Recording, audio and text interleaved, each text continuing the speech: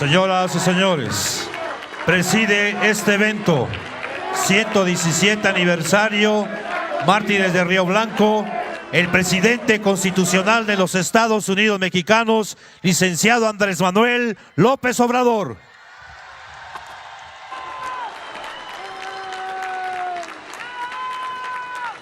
Lo acompañan el gobernador constitucional del estado de Veracruz, Cuitláhuac García Jiménez. El secretario de Trabajo y Previsión Social, Marat Bolaños López. El secretario general de la Confederación Revolucionaria de Obreros y Campesinos, Isaías González Cuevas. El vicepresidente del Congreso del Trabajo, Reyes Soberanis Moreno. El secretario general del Sindicato de Trabajadores Petroleros de la República Mexicana, Ricardo Aldana Prieto. El secretario general del Sindicato Nacional de Trabajadores de la Educación, Alfonso Cepeda Salas. El secretario general del Sindicato Nacional de Trabajadores del Seguro Social, Arturo Olivares Cerda. El secretario general del Sindicato Mexicano de Electricistas, Martín Esparza Flores. El presidente municipal de Río Blanco, Ricardo Pérez García. Agradecemos también la presencia de Hansel Homero Alvízar Bañuelo, secretaria de Trabajo y Previsión Social. Ana Larisa Arellano Barrios, del Sindicato Industrial de Trabajadores y Artistas de Televisión y Radio. Diego Camacho Aquigual, Secretaría del Trabajo y Previsión Social. Kia Chávez Domínguez, subsecretaria de Empleo y Productividad Laboral. Selene Cruz Alcalá, Procuraduría Federal de la Defensa del Trabajo. Servando Díaz, Sindicato Único de Trabajadores Electricistas de la República Mexicana. Alfredo Domínguez Marrufo, Centro Federal de Conciliación y Registro Laboral. Arturo Franco Jiménez, Confederación de Obreros, Campesinos y Empleados de México. Juan de Dios Gallegos Camarillo, del Sindicato Nacional Minero Metalúrgico Frente. Adolfo García, representante de la Ex Fábrica. Edmundo García Santos, Confederación de Agrupaciones Sindicales Mexicanas. Víctor García Trujeque, Confederación de Trabajadores de México. Abigail Pamela Gómez Suárez, del Sindicato Independiente de Trabajadores de la Universidad Autónoma Metropolitana. Jesús González Cárdenas, de la Federación Nacional de Sindicatos Independientes. José Humberto Gual Ángeles, Asociación de Pilotos Aviadores de México. Pedro Aces Barba, Confederación Autónoma de Trabajadores y Empleados de México.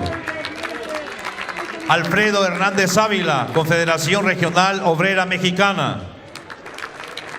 Yoshadara Landa Vázquez, Secretaria de Trabajo, Previsión Social y Productividad de Veracruz.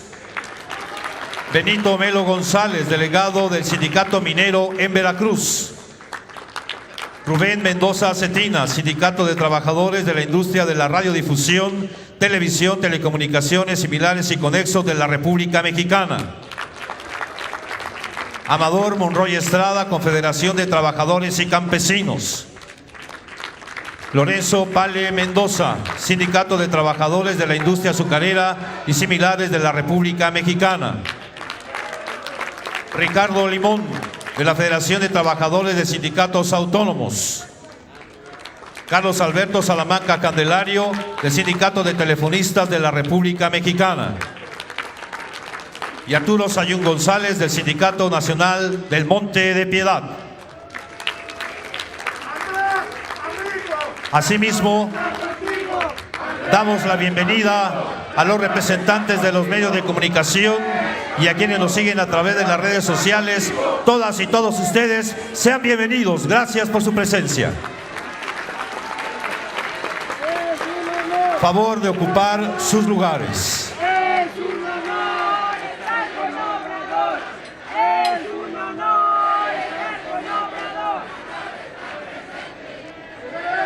Procedemos ahora con el mensaje de bienvenida a cargo del gobernador constitucional del estado de Veracruz, el ingeniero Cuitláhuac García Jiménez.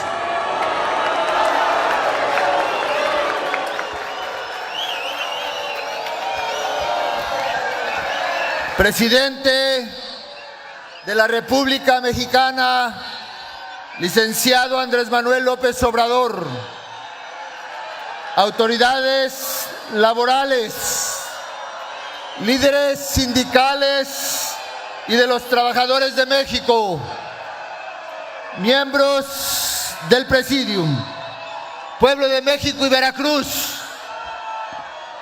es un auténtico honor que el presidente que más ha hecho por los derechos y reivindicaciones de los trabajadores presida hoy este acto. En varias de sus visitas a nuestro estado he hecho referencia del papel tan importante y crucial que jugó el pueblo veracruzano en las transformaciones que se han dado en el país. Como todos sabemos, la Revolución Mexicana, la tercera transformación del país, fue precedida por muchas contra la dictadura porfirista. Para variar, fue en esta región que precedieron a la huelga de Río Blanco movimientos bajo las ideas revolucionarias magonistas que, entre otros, fueron retomadas aquí por Heriberto Jara, quien siendo muy joven fundó uno de los conocidos círculos liberales mutualistas. Después de la masacre y represión contra los obreros textiles que hoy recordamos, Jara se unió a Madero. También fue diputado federal durante el constituyente de 1917 y fue un impulsor del artículo 123, donde defendió varias de las reivindicaciones por las que luchaban los obreros de las fábricas de esta región en ese entonces. Otro de los que leía las ideas magonistas en el periódico Regeneración era Cándido Aguilar, revolucionario de esta región, quien, siendo más joven que Jara, se unió al llamado maderista. Llegó a ser gobernador de Veracruz y el 19 de octubre de 1914 hizo un decreto de ley en favor de los trabajadores, convirtiéndose así en la primera en su contenido laboral en favor de los obreros.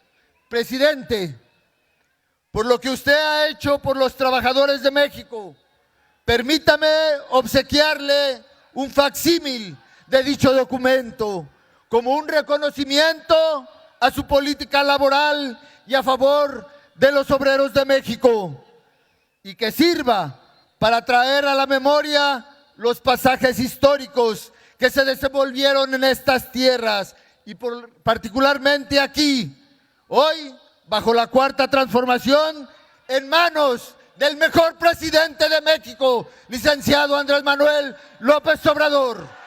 Muchas gracias.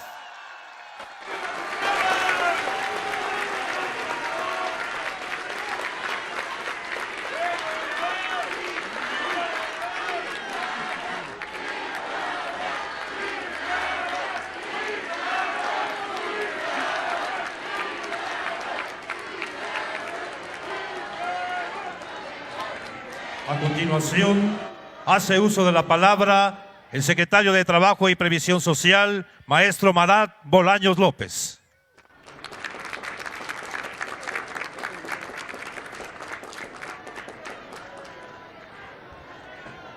Con su permiso, presidente Andrés Manuel López Obrador, un saludo también con mucho respeto al gobernador Cuitláhuac García, representantes de sindicatos de todo el país, a todas y todas las personas que asisten el día de hoy aquí en este evento de Río Blanco y quienes dan vida al mundo del trabajo. Me complace muchísimo estar el día de hoy aquí en Veracruz en el marco del 117 aniversario de los mártires de Río Blanco, movimiento fundamental y funesto antecedente de la Revolución Mexicana, mismo que planteó algunas de las grandes luchas del movimiento obrero y que ahora se encuentran consagradas ya como derechos en la Constitución mexicana. Un día como hoy, pero de 1907, los obreros de la fábrica de textiles de Río Blanco se reunieron en las afueras de este edificio que se encuentra a nuestras espaldas para exigir la mejora a las infames condiciones laborales en las que eran forzados a trabajar.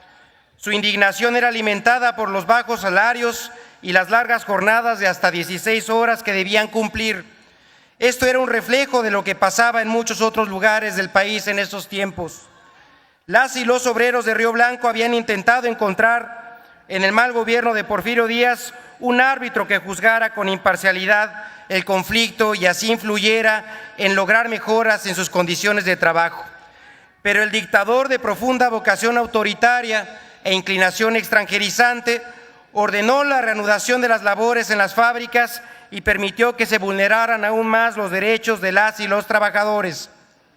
Sin embargo, la clase trabajadora rechazó el fallo de Díaz y continuó con la huelga. La respuesta del mal gobierno de Porfirio Díaz a este hecho fue una de las más sangrientas represiones que se tengan registro en la historia de nuestro país y cuyo resultado fatal fue la muerte de varios cientos de trabajadores, teniendo como propósito el anular por completo cualquier intento reivindicativo de las y los obreros.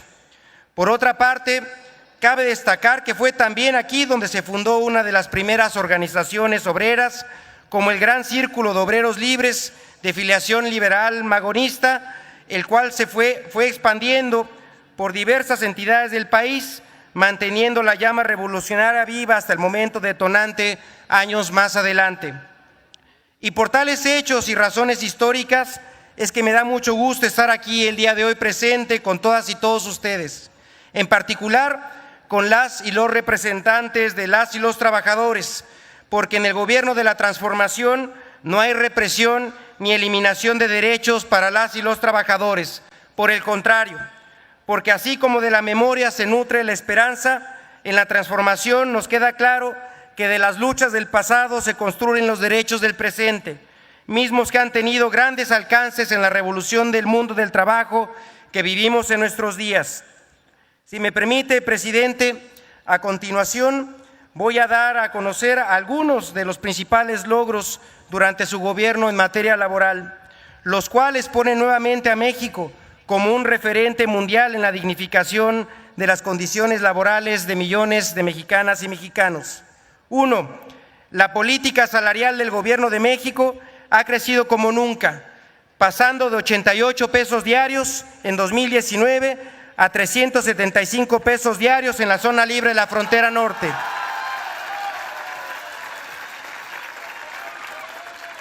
Y 249 pesos diarios en el resto del país, es decir, un 110% de recuperación del poder adquisitivo del salario mínimo. Tal será el impacto del incremento que con el salario mínimo actual se alcanza para comprar prácticamente el doble de tortilla, el doble de frijol, el doble de huevo de lo que hace 5 años. Aunado a lo anterior, México es el país de los países desarrollados con el mayor incremento de los salarios mínimos en los últimos años. 2. La reforma laboral de 2019 cambió la relación entre el gobierno y las y los trabajadores. Ya no hay más injerencia del gobierno en la vida de los sindicatos. Desde el gobierno ya no se ponen o imponen líderes obreros. Ahora las y los trabajadores deben elegir a sus dirigentes mediante el voto libre y secreto. La democracia en los sindicatos es ya una realidad palpable, tangible e insoslayable. De igual manera, se transformó el modelo de justicia laboral, donde la conciliación es el principal medio de solución de los conflictos en esta materia. Cerca del 70% de ellos se resuelven por esta vía, evitando así que juicios se prolonguen, perjudicando a los que menos tienen. 3.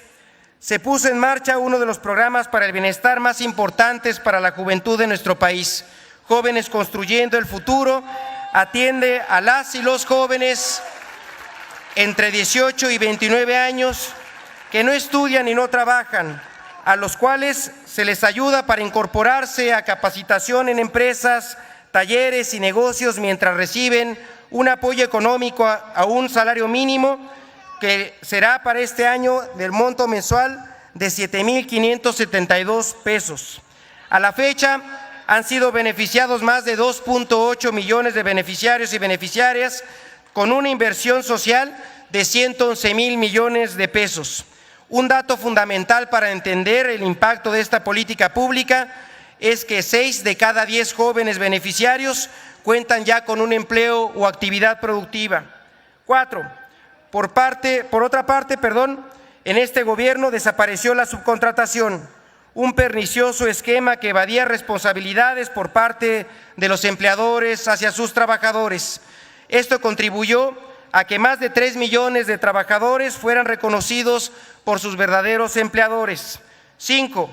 De igual manera se recuperó uno de los derechos fundamentales establecidos en la Constitución, el reparto de utilidades, el cual creció 144% de 2020 a 2022, pasando de 87,000 millones de pesos a 214,000 millones de pesos, mismos que ya se encuentran en manos de las y los trabajadores. 6. En conjunto con el trabajo de las y los legisladores de la transformación, se ampliaron las vacaciones pasando de 6 a 12 días en el primer año de trabajo.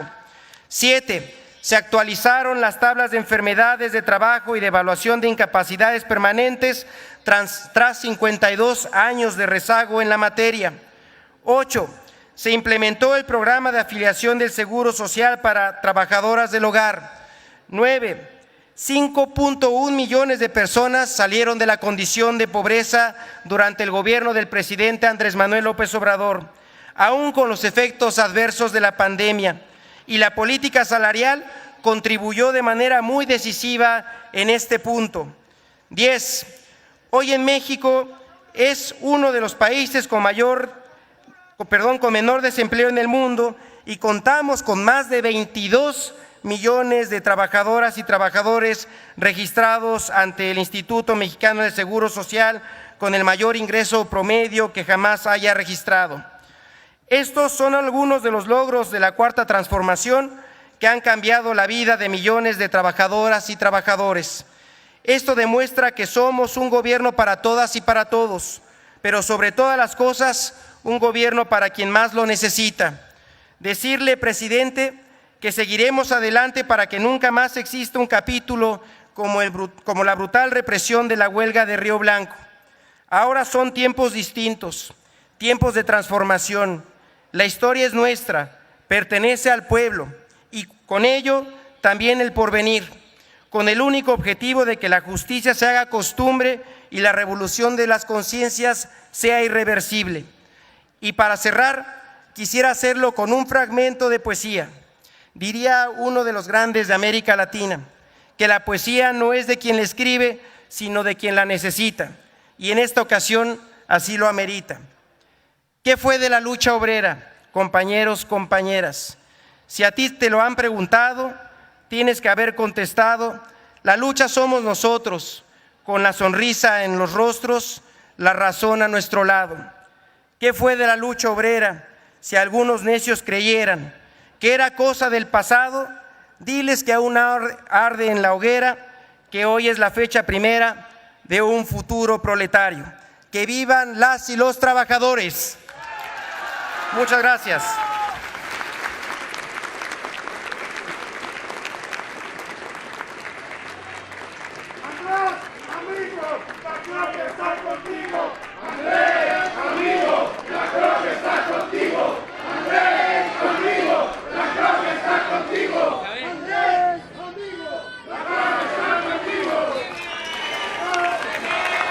Procedemos ahora con la proyección del video del 117 aniversario de la huelga de Río Blanco. 7 de enero de 1907, huelga de Río Blanco. Durante el porfiriato imperaron mecanismos de explotación extrema a la clase trabajadora. Las jornadas laborales eran desproporcionadas y extenuantes, y el salario percibido no tenía ninguna regulación favorable para las y los trabajadores de la época. En respuesta a esta falta de condiciones dignas de trabajo, a inicios de 1906, se fundaron la Unión Liberal Humanidad, el Club Liberal de Cananea y el Gran Círculo de Obreros Libres de Río Blanco. Este último comprendía grupos de obreras y obreros de las fábricas de Río Blanco, San Lorenzo, Nogales y Santa Rosa.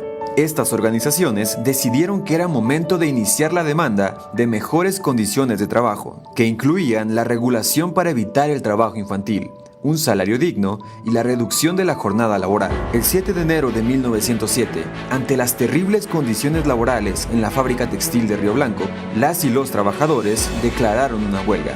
2.000 trabajadores se amotinaron afuera de las instalaciones para exigir el término de las malas prácticas laborales a las que eran condicionados. Protestaron contra la sentencia del presidente Porfirio Díaz, que ordenaba el regreso inmediato al trabajo, promovida por los empresarios, pero fueron brutalmente reprimidos por la dictadura.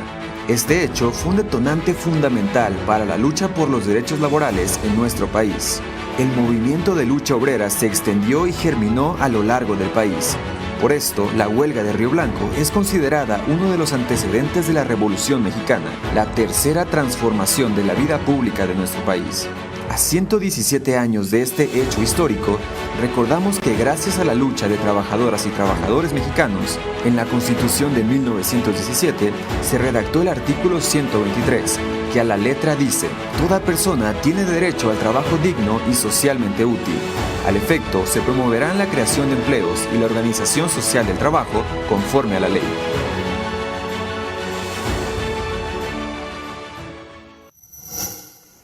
Gobierno de México.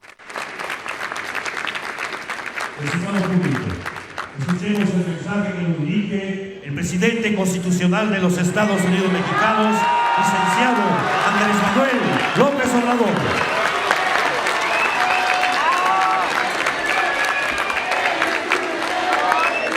Amigas, amigos de Río Blanco y de pueblos, municipios de esta región del estado de Veracruz, me da mucho gusto estar aquí en este día histórico. Celebro el que nos acompañen y que también estén presentes los dirigentes sindicales, que estemos juntos en este día histórico, porque no debemos olvidar nuestro pasado. Los neoliberales, que en esencia son neoporfiristas, quisieran que olvidáramos la historia, que es la maestra de la vida.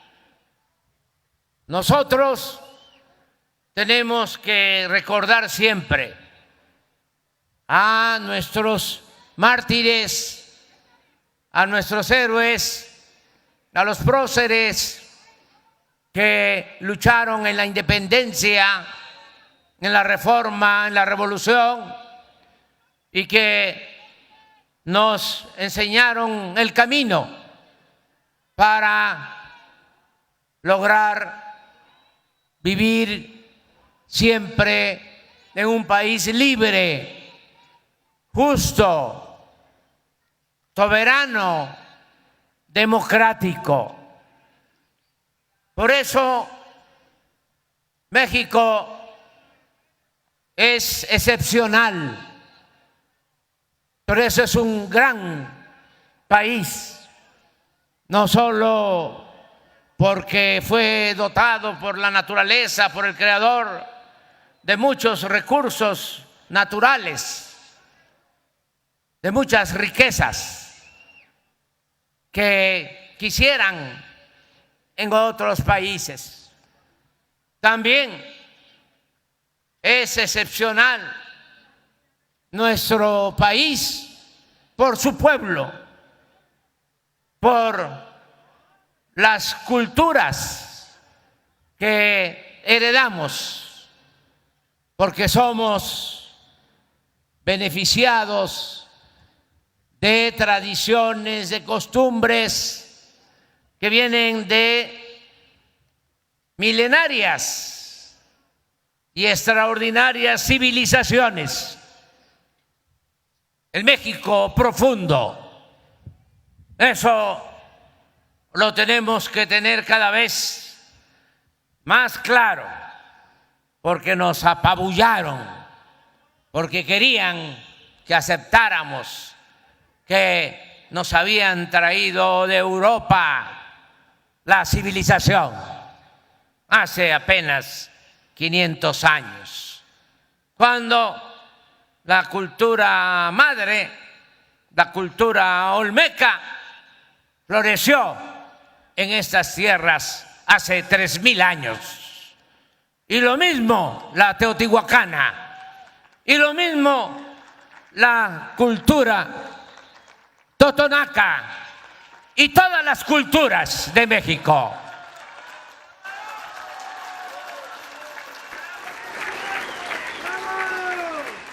Por eso es nuestra idiosincrasia. Por eso somos muy especiales los mexicanos. Por eso el mexicano es fraterno, es amoroso.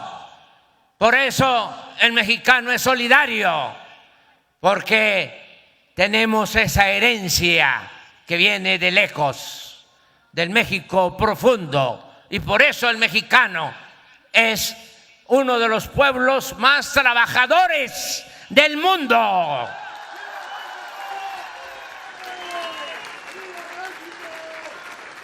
Y a quien lo dude, porque también esa era otra idea que querían meternos en la cabeza, de que el mexicano era flojo. Si fuese así, no habrían ahora, por solo poner un ejemplo, mexicanos que por necesidad tuvieron que irse por falta de oportunidades, arriesgándolo todo a buscar algo que mitigara su hambre y su pobreza a Estados Unidos, en otros tiempos precisamente de la política neoliberal, y que ahora esos migrantes, nuestros hermanos, están enviando a sus familiares en México 63.200 millones de dólares en remesas. Eso que envían nuestros paisanos migrantes es la principal fuente de ingresos que tiene nuestro país. ¿Qué más ejemplo de trabajo, de solidaridad de los trabajadores mexicanos? Por si fuese poco, nuestro país tiene una historia fecunda que también, con todo respeto, ya quisieran en otras partes. ¿Dónde están en otras partes los curas buenos y rebeldes que hicieron la independencia, Hidalgo y Morelos? Que no solo lucharon por la independencia, lucharon por la justicia, porque Hidalgo fue el primero en proclamar la abolición de la esclavitud, y Morelos decía en los sentimientos de la nación que se modere la indigencia y la opulencia, que se eleve el salario del peón, que se eduque al hijo del campesino, al hijo del barretero, igual que al hijo del más poderoso hacendado. Decía Morelos que haya tribunales que protejan al débil de los abusos que comete el fuerte. Eso era Morelos y eso era el padre de nuestra patria, Miguel Hidalgo y Costilla. ¿Dónde están los Juárez en el mundo? El que hizo valer el criterio, la máxima, el principio bíblico de que a Dios lo que es de Dios y al César lo que es del César. El que nunca perdió la fe en la causa que defendía. Y cuando los franceses querían volvernos de nuevo colonia, después de que habíamos estado sometidos 300 años a España, Juárez con los liberales lograron restaurar la República. Eso es único en la historia del mundo y lo mismo podemos decir, y en esta fecha más, de los revolucionarios, los precursores del movimiento revolucionario de 1910, los magonistas, Villa, Zapata, Madero y un presidente revolucionario, el mejor presidente del siglo XX, porque el mejor presidente de toda la historia de México fue Benito Juárez y el mejor presidente del siglo XX, el general Lázaro Cárdenas del Río.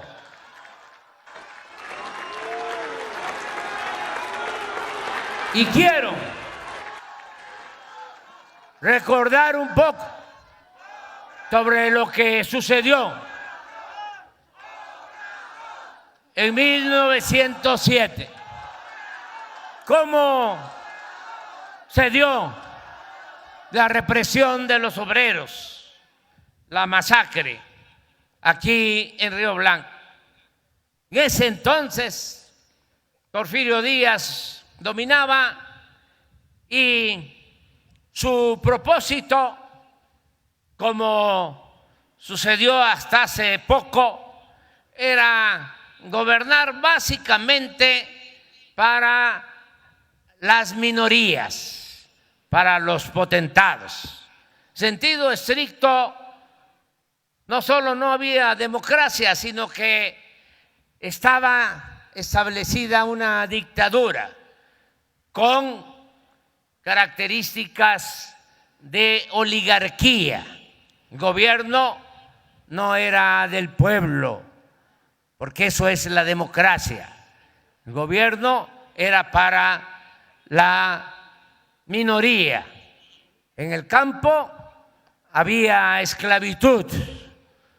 Hace un momento decía yo que el cura Hidalgo había proclamado la abolición de la esclavitud, pero lamentablemente aún ya en el México independiente siguió existiendo la esclavitud en nuestro país y se intensificó en el periodo de Porfirio Díaz, porque hubo un auge económico y se necesitaba enganchar a trabajadores para las haciendas azucareras, para las minas, para el trabajo en las haciendas enequeneras en Yucatán. Y en ese entonces pues se estableció la esclavitud, se restableció la esclavitud en nuestro país.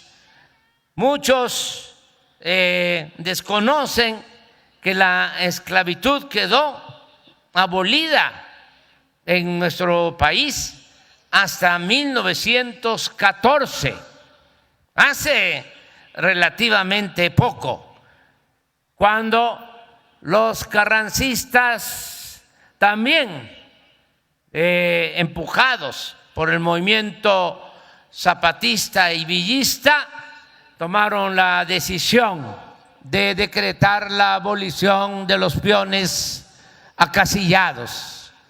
Miren cómo era esa época que llegaban los revolucionarios a las haciendas y le informaban a los peones que ya eran libres, y los peones, en vez de alegrarse, como no sabían qué era la libertad, y ahí estaban enterrados en esas haciendas sus abuelos, bisabuelos, tatarabuelos. Tuvo que pasar un tiempo para que empezaran a actuar como hombres libres. En el caso de los obreros, lo mismo, jornadas de 15, 16 horas, como aquí en las plantas textileras de Puebla, de Veracruz y de Tlaxcala y de la Ciudad de México.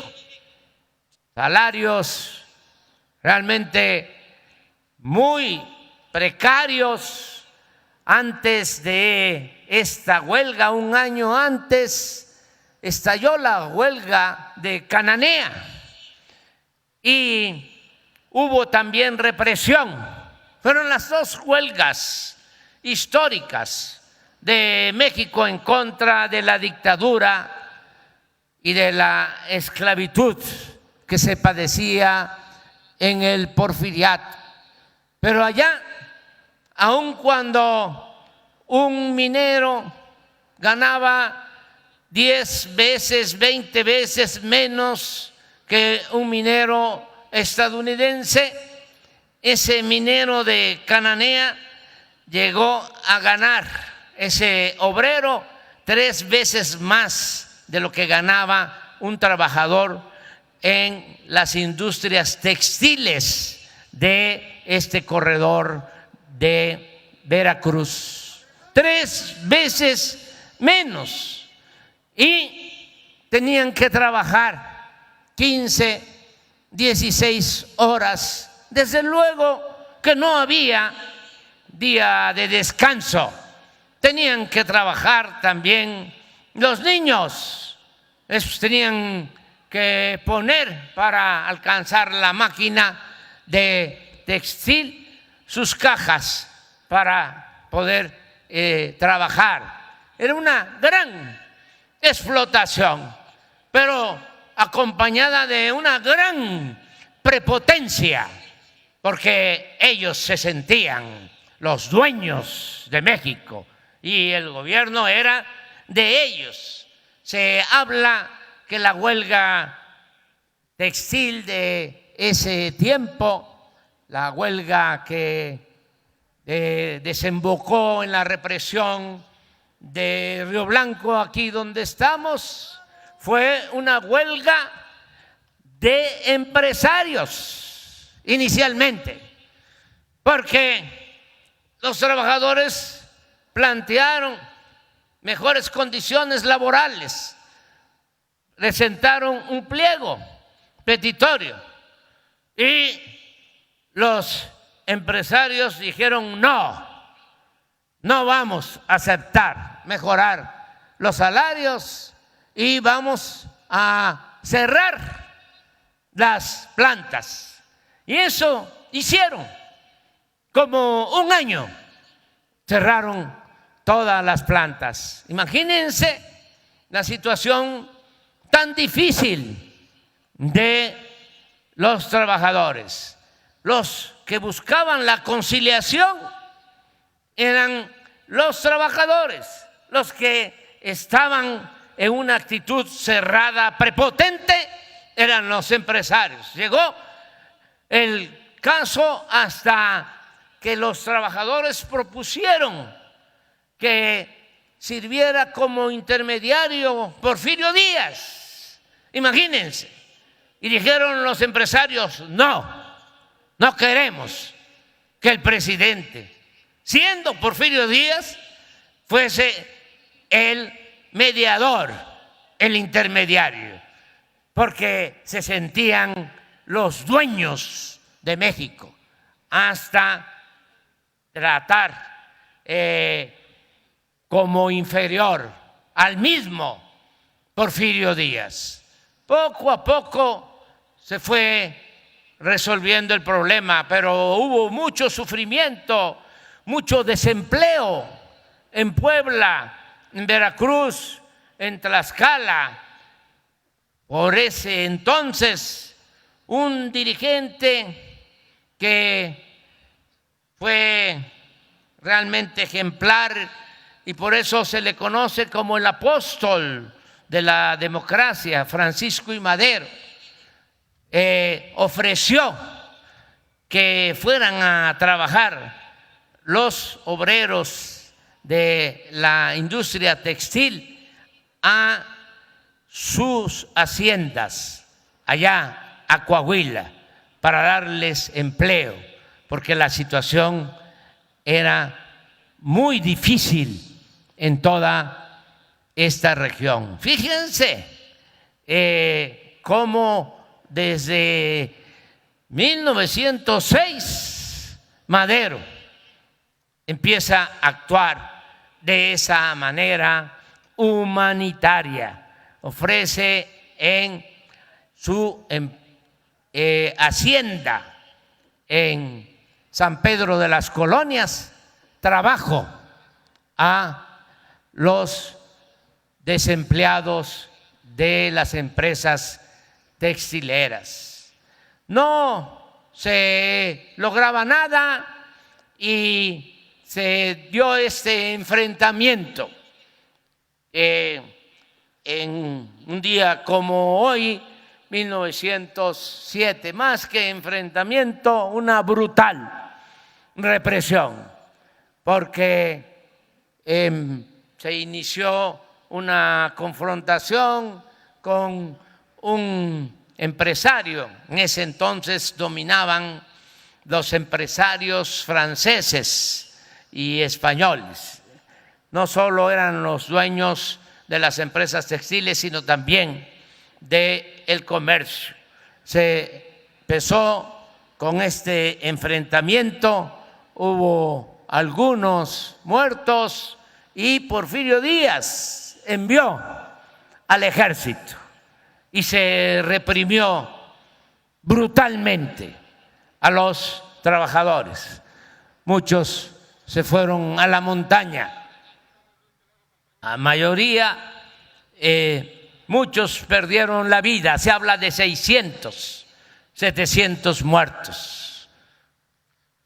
¿Cómo sería de triste este acontecimiento que ante tanto muerto, un maquinista del ferrocarril estadounidense no quiso echar a andar la máquina para llevarse a los muertos, a tirarlos a el puerto de Veracruz para que se los devoraran los tiburones.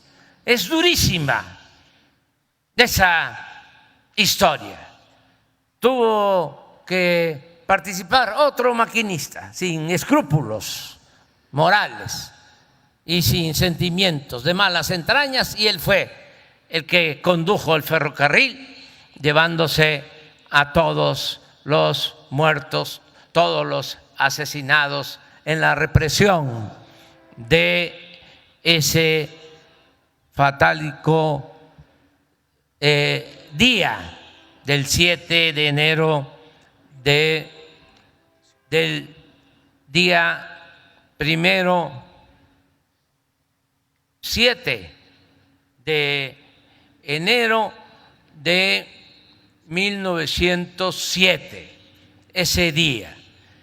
Como a los 3 o 4 meses, porque detuvieron a todos los dirigentes, como a los 3 o 4 meses, haciendo mis trabajos de investigación, porque me gusta mucho la historia, porque, como ya dije, es la maestra de la vida, y el que no sabe de dónde viene difícilmente va a saber hacia dónde va.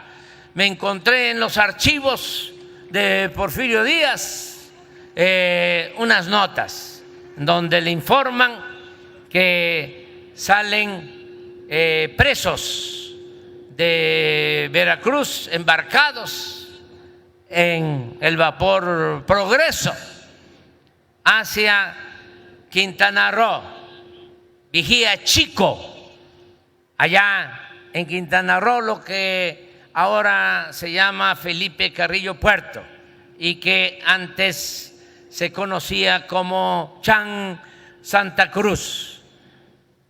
Quintana Roo era una cárcel, era como la Siberia tropical, era muy difícil salir de ahí por las enfermedades. Eso que ahora es un paraíso, era un infierno verde, era la cárcel de Porfirio Díaz.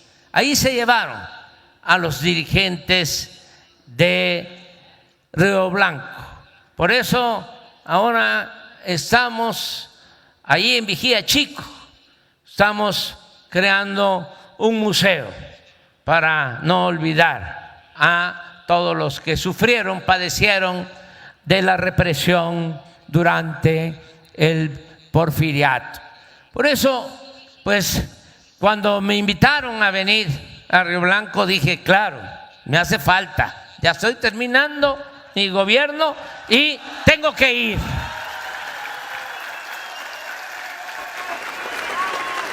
Y aquí estoy.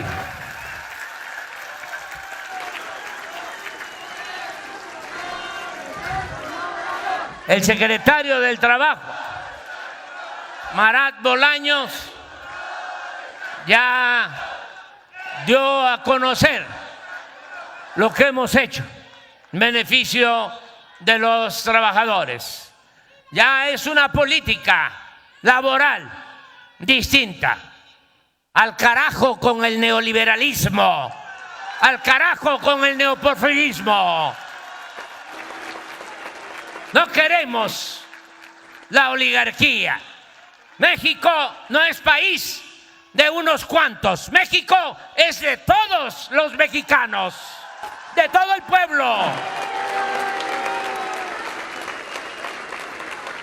Ya Marat habló de cómo aumentamos el salario mínimo.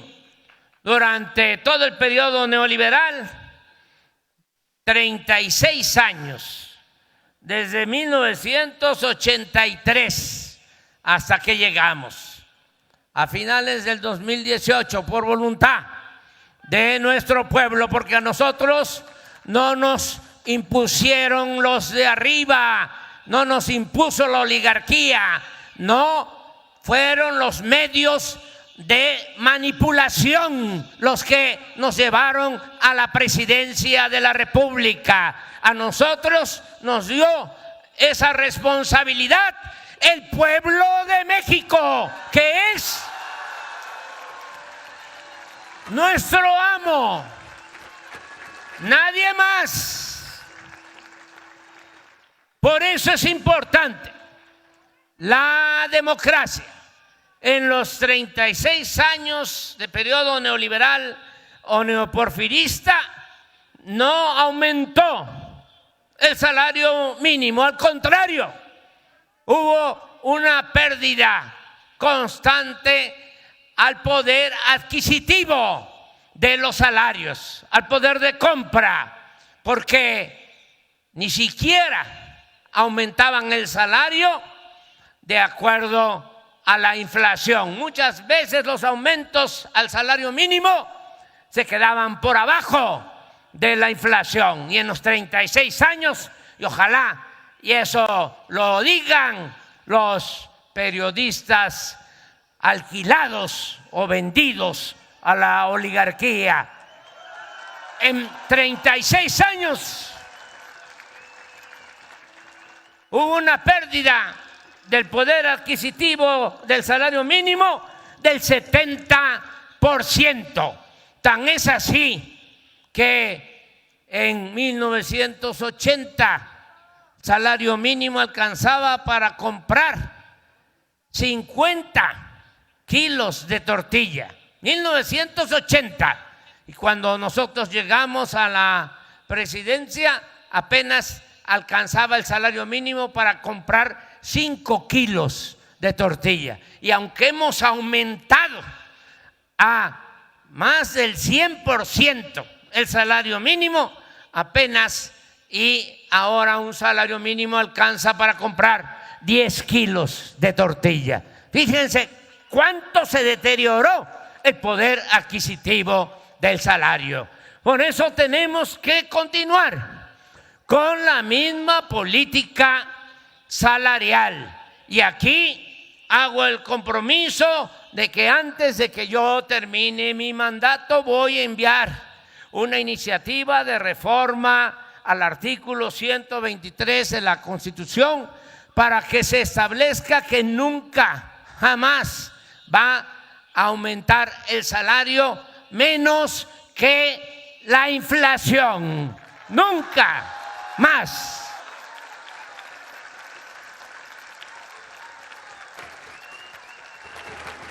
Vamos a seguir con esa política.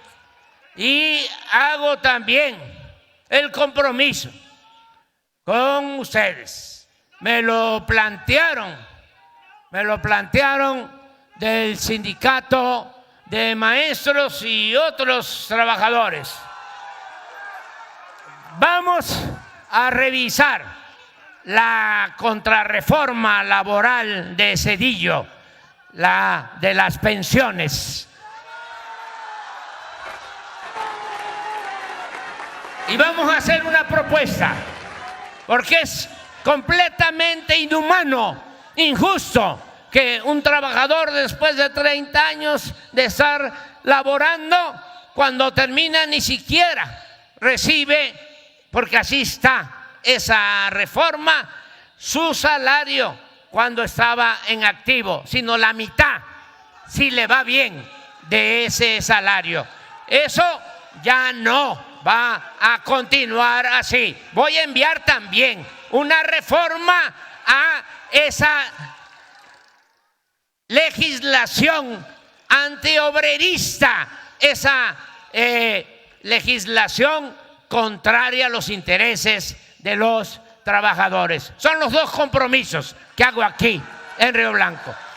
En memoria de los mártires, de los que lucharon por mejores salarios, por mejores condiciones laborales. Podría yo seguir hablando porque la verdad estoy muy a gusto, muy contento aquí con ustedes. Porque esto es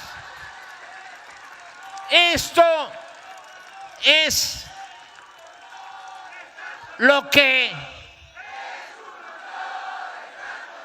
impulsó a los Flores Magón.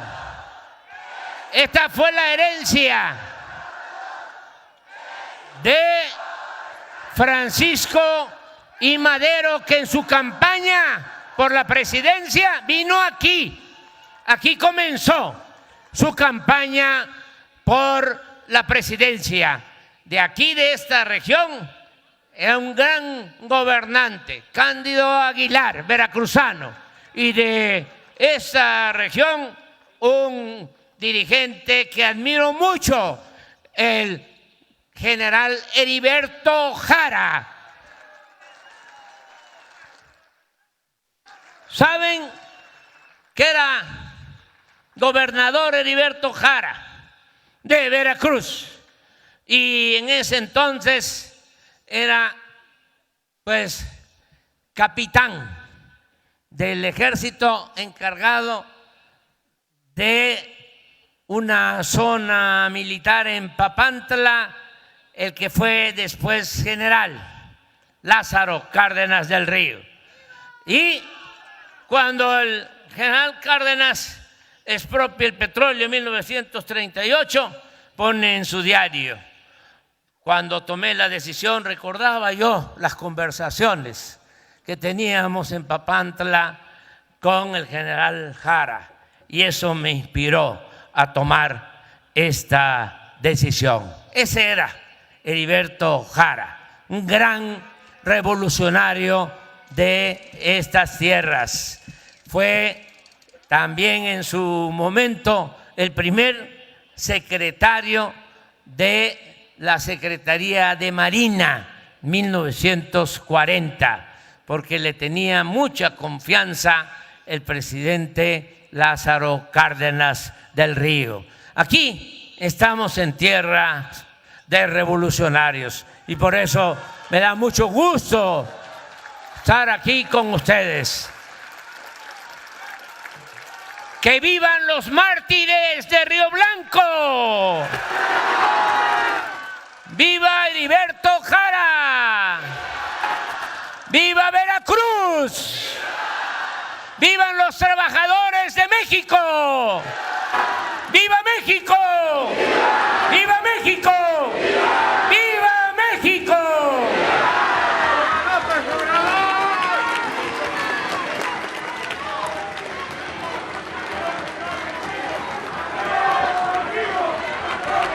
Le solicitamos guardar el debido respeto para entonar nuestro himno nacional mexicano.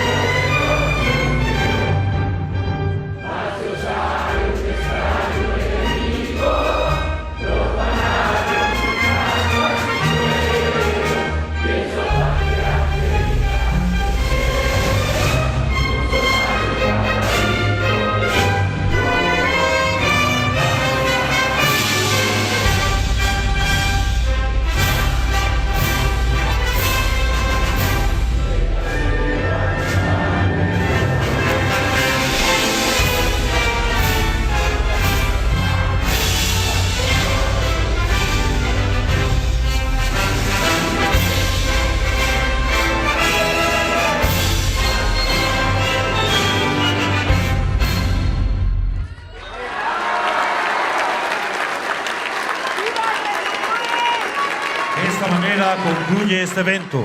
Se despide de ustedes el presidente de los Estados Unidos mexicanos, licenciado Andrés Manuel López Obrador. Agradecemos a todos ustedes su amable asistencia, deseándoles que pasen un excelente día. Muchas gracias.